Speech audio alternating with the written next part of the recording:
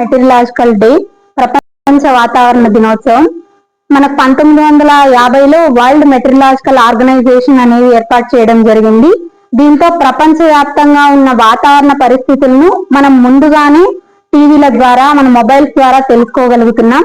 అయితే ఈ వాతావరణం గురించి మనం తెలుసుకోవడం వల్ల ముందస్తు తుఫాన్లు, వరదలు, ప్రకృతిలో జరిగే చాలా వైపరీత్యాలను మనం ముందుగానే పసిగట్టి ప్రజలకు చేరవేయడం జరుగుతోంది.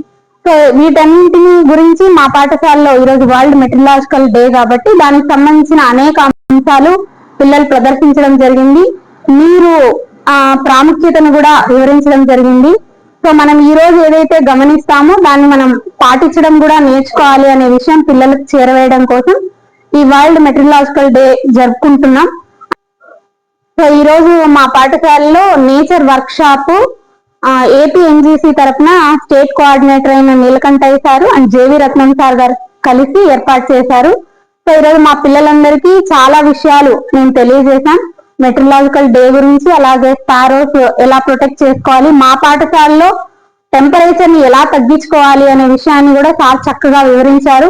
సో క్లైమేట్ లో మనం పాటించాల్సింది ముందస్తుగా క్లైమేటిక్ చేంజెస్ లో మనం అబ్జర్వ్ చేస్తున్నది వాతావరణం ఎంతగా వేడెక్కుతుంది అనేది.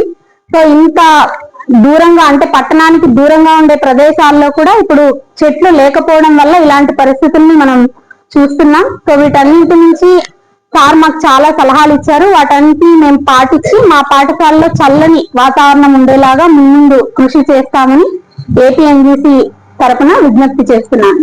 Thank you.